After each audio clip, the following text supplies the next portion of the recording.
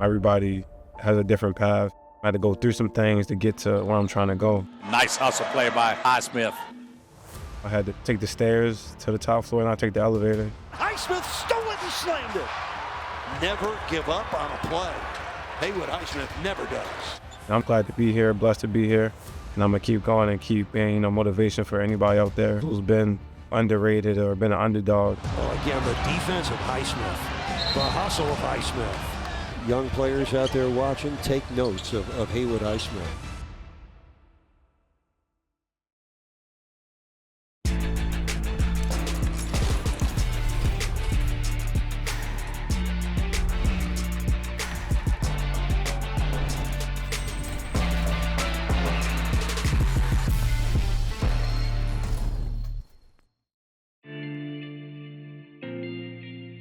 It's been amazing to see how much he's grown as a player, as a person. He's incredibly committed to getting his work hand. Oh, erased by Haywood Highsmith. Every ounce of sweat shows up big on the defensive end. That's the hard road.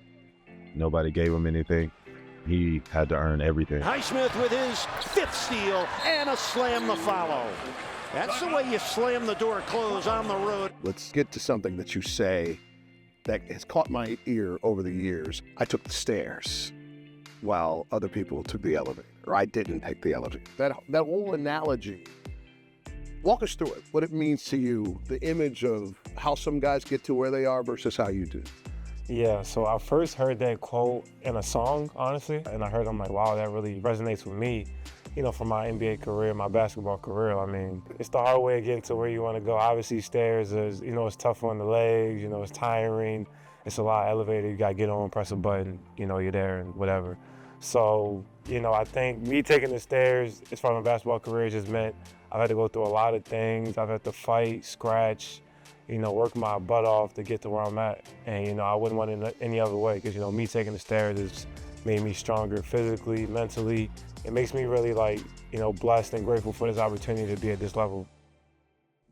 Haywood, your kind of role this year is you never know when you need it, but it seems like when you're needed, you make that kind of contribution. What's it like? You're not only called upon, but you're needed for a role like tonight. Yeah, I mean, that's kind of the nature of this league. When you're young and you're trying to find your spot, you take whatever opportunity you got.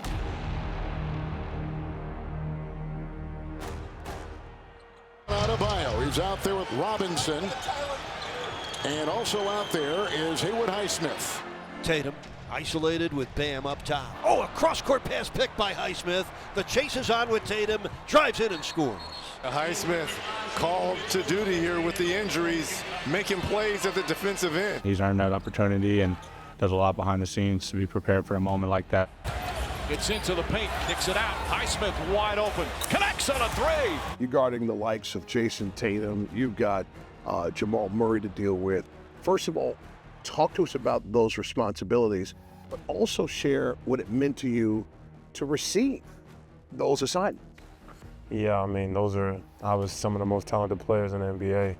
You got to respect them as scorers and as superstars in this league. He's done a great job of prepping me and giving me, good help over the years, for these type of moments, guarding these great players. And it says a lot about, the trust coach had in me. They put me on those guys in some of the biggest moments of the seasons in the playoffs. So, it's definitely a respect there from Coach Spo and the staff. This has not happened overnight. It's been steady improvement. And then when he had his number called in some of the biggest moments in the playoffs, he was ready and he played well. Highsmith fires away. Highsmith knocks down a three. What a performance from Highsmith. My journey to getting to where I'm at, to the NBA, I came from a smaller college, and I was really under-recruited, and I was, underrated a lot growing up as well. That's every guy's dream to play in the NBA Finals, win a championship, be at the highest stage where the whole world's watching you play basketball, and it was great, to be in that type of atmosphere and that environment.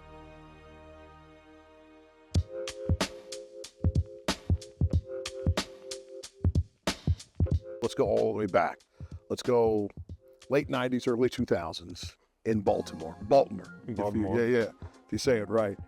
From someone who's from there and has pride being from Baltimore, what is the proper way to see that town?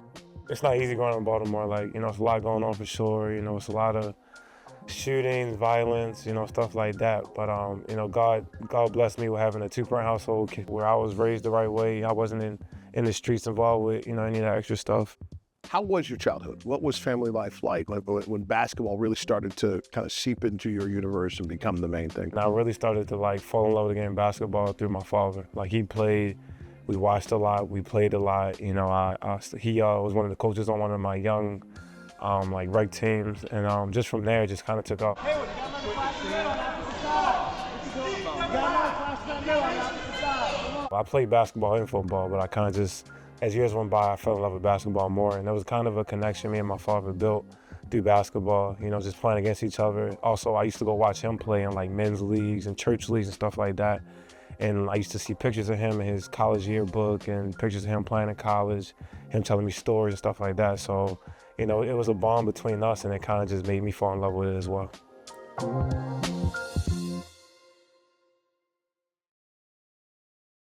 As the number 24 retires today, it serves as a symbol of the countless hours of hard work and sacrifice and dedication that brought me to this moment. But more than that, it serves as a reminder.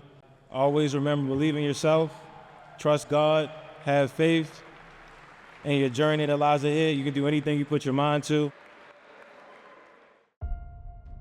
I didn't know where I wanted to go to college. I had some Division III on the table, a little bit Division II, but not a full ride.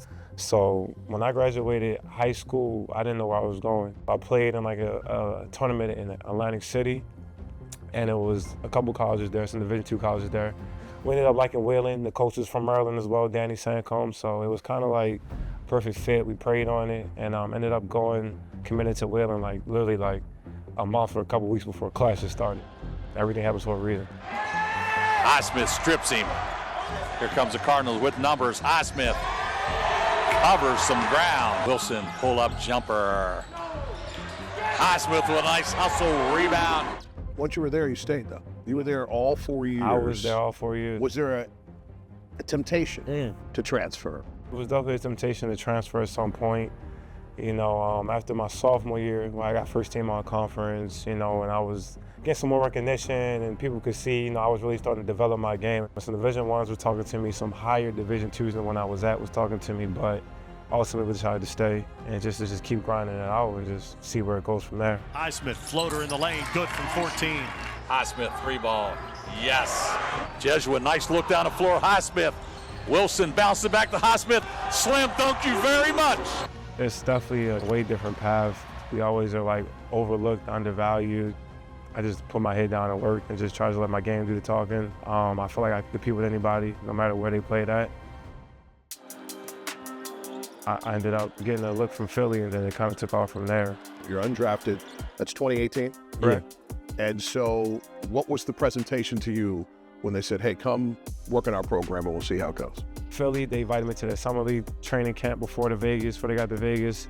And I guess they were guessing I wasn't going to do too well, but I ended up outperforming a lot of the players that they had there that they thought would do better than me.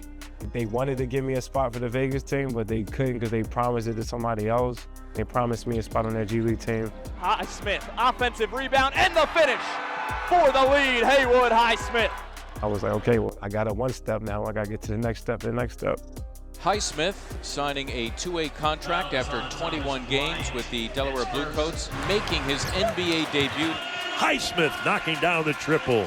The first year I was in Philly, I got the two-way with Philly, and then I got cut in that summer, so I signed Exhibit 10 with Philly, then COVID hit. Breaking news tonight, the NBA announcing the suspension of the rest of the season after a player tested positive for coronavirus. I was in G League grinding, traveling. It was crazy because the whole world just shut down. I was at home, in the basement with my parents, just figuring out what's next, as far as for me. And we didn't know. We just decided to try to take the overseas route and see what we can do over there and see how that was. How was it in Germany, right? Yeah, Germany. It was an experience. It was ups and it was something I wasn't used to for sure. It was a whole different culture over there, different food. People speaking different languages, and I was on time difference. I was by myself a lot. Obviously we have practices and games, and I would hang out with my teammates over there. But just being isolated and being by myself a lot, I I remember I had to teach myself how to cook in a sense. Like, I'm not really a big cook, but like I was so like bored sometimes. Like I had to get on YouTube, or I had to FaceTime some friends and family. They would help me with cooking and stuff like that. And also like missing holidays, missing birthdays, not seeing my parents. You know, it's tough. Like I'll be real. Like I definitely broke down and cried.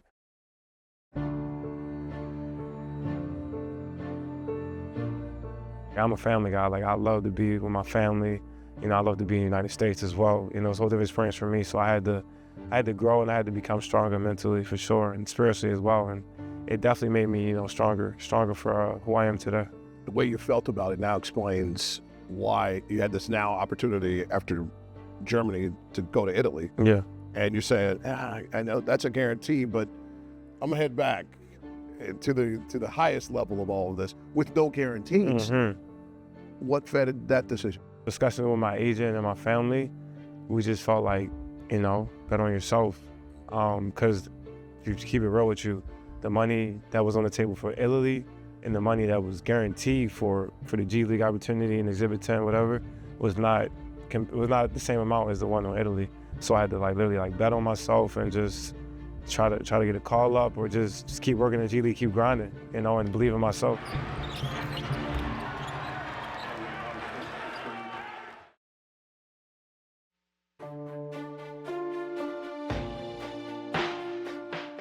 At that same time, you're trying to work yourself back into the Sixers organization, and as numbers go, you get waived and it's back to the G League. So you feel like, what are you feeling as you now have these new responsibilities and you got to work from the Bluecoats again?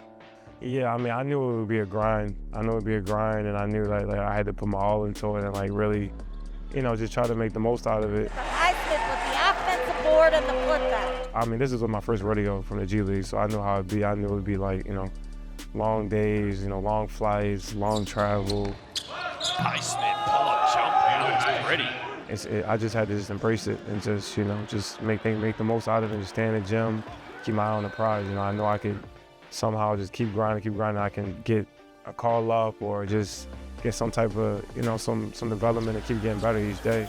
And, you know, just keep putting my head down and work. And I knew I had a bigger purpose now. Like I have a whole child I'm taking care of that I gotta, you know, put my all into for.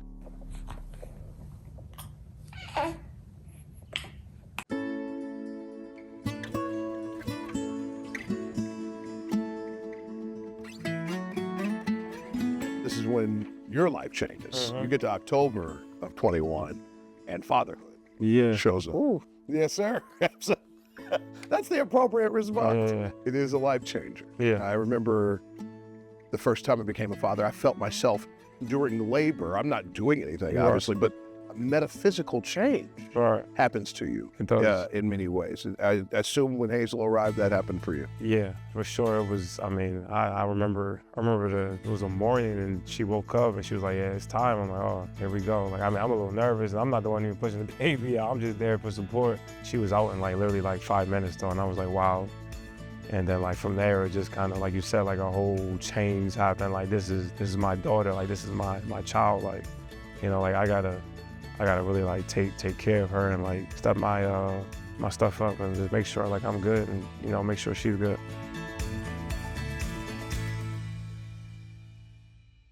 So here's our favorite part of the story.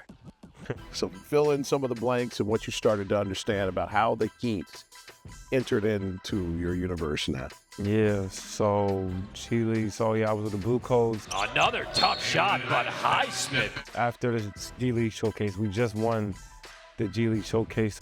Your 2021 G League Winter Showcase champs, the Delaware Bluecoats. It was another variant of the COVID going around, and like a lot of people were like dropping like flies, and a lot of teams needed players. The Heat were playing the Spurs, and y'all didn't have enough bodies. And like my agent was like scrambling, trying to find a flight. He couldn't find a flight. In the NBA, following a COVID-19 outbreak within the team last night, the Heat had to postpone their game in San Antonio against the Spurs, but they are scheduled to play in Houston on Friday. So they signed Kyle Guy, Eric Coleman, Haywood Highsmith from the G League. Got to get used to these names. In the NBA, they need a minimum of 8 players to play, so it's next man up for Miami. I packed my bag so quick. hit it to Houston. You know, it was game time. Highsmith for three. Haywood Highsmith with his second triple in his Heat debut. Yeah, Highsmith shot 39% in the G League. He's a skilled big, can really stretch the floor. You know, you've seen the potential in him, you know, the very first day in Houston. And he's just continued to grow every year on both ends of the ball. Oh, a beautiful three out of that corner. Was that Highsmith again? Ever since day one, you know, he's quiet with his demeanor, but you know, his intention to detail and then how he goes about his business, you know, speaks volumes. I'm here for a reason. You know, I put in the work, I put in the time, so it's time to just go on the court and just put it all up there. But you know, people doubt me all the time. That just pushes me hard. He's really, you know, became a guy that we can lean on, you know, in the throughout the whole 82-game season with injuries and different things coming up. He's someone that you can definitely lean on to step up. After a couple of 10 days, then this is really when the dream has to come true. You sign your first standard deal. Mm-hmm. Just walk us through how it felt. Just having pen to paper. Yeah. And having that, you know, oftentimes go out on Heat Social and that whole bit. Yeah, so, I mean, the standard deal is really, that was my next goal. You know, like I've had the 2 ways, I've had 10 days, like, you know, like it's not really a lot of guarantee and a lot of stability with those type of contracts sometimes. So like, I feel like a standard deal was the next goal, and then like once that happened, I just felt like, you know, like I did it, like I made it up that next hill, that next step. Even though like after signing that, it's like you gotta get right back to work. Like it's not over, like just because you signed that contract.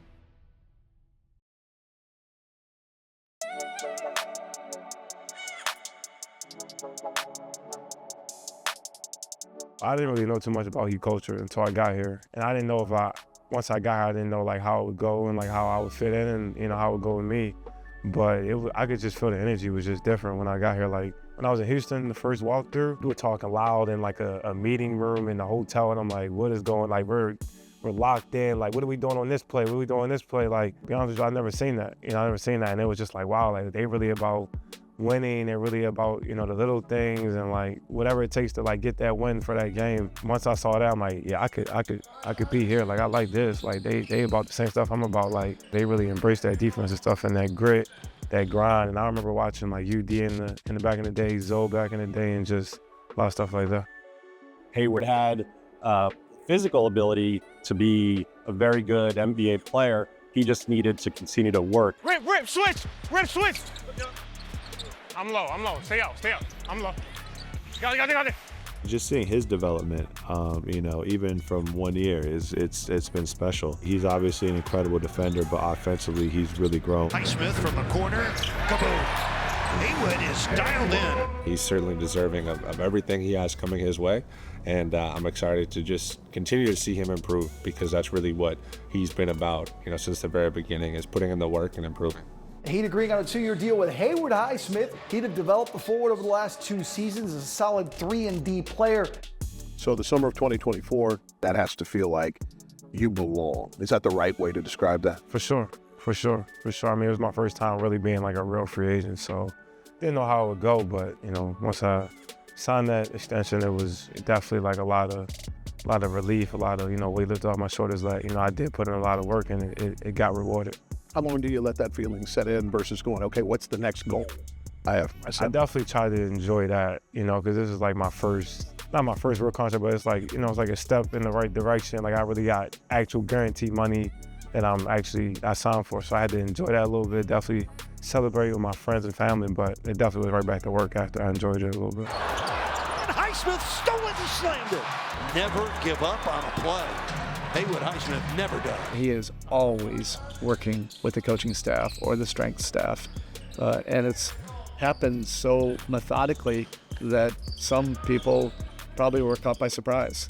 But with us in the building, I think of his improvement, you know, by that saying where so many people overestimate what you can do in a day and you underestimate what you can do in a matter of months or years. And Haywood Highsmith is an example of that. Defense wins championships, okay? If you want to play, if you want to get playing time, you got to play defense. You got to play hard. You got to hustle. You got to do little things. I remember watching a clip of you talking to kids at camp. You were serious about the challenge of working and growing. What hit you? Did you realize, or have you realized, that you are a direct inspiration to the majority of these young people that may or may not be blue chip players coming out of high school? A lot of them kids looked up to me, so I just wanted to just, inspire them and, help them with whatever. I know everybody can't be superstar player, everybody can't be LeBron, Steph Curry, Jimmy Butler, stuff like that. So I just try to just embrace the guys who want to do stuff to help teams win. That's kind of who the guy I am now, the glue guy, the connector, role player, stuff like that. So just trying to get them inspiring words and just encourage them to just, keep working. And you can do a lot of different things with just playing defense and playing hard nowadays. Blocked from behind by Mr. Locksmith himself, Haywood Highsmith. And I'm gonna keep going and keep being, motivation for anybody out there who's been, underrated or been an underdog, and just be one of those guys that they can look at and be like, I can try to be like him. The defense of Highsmith, the hustle of Highsmith. Young players out there watching, take notes of Haywood Highsmith. You shared that during your journey there were moments that were challenging and brought you to tears. What kept you from stopping? Honestly, just my friends and family around me kept pushing me. They believed in me. They kept giving me encouraging words, giving me love, support. And, they kept me up. And, when you got a great support system, then that goes a long way. 10 years from now, when people will say, hey, what was Haywood Highsmith's impact? How do you want that conversation to go? I just want to be known as a winner. Did things to help the team win, team guy, and just put his all into everything, and just left it all out there, defense, offense, everything, little things, just be a winner, because I know what it's like to be, not here, be in the G League and grinding and it's tough, or be overseas. I played in Germany and it's tough, and, playing in a smaller school where we didn't get the same type of resources that maybe some of my teammates got at these big time schools. So I'm grateful for it all. And a lot of people say I wasn't supposed to be here, but I think God put me here because I worked my butt off, and I proved that I should be here.